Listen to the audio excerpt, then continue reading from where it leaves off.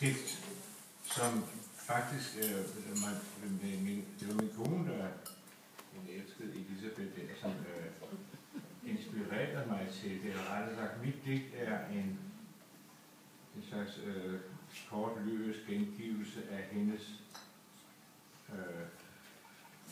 oplevelse. Det hedder Pigen og Skildpadden. Og der står i noten her, så er der Pigen og Skildpadden. I februar 2011 tilbragte min kone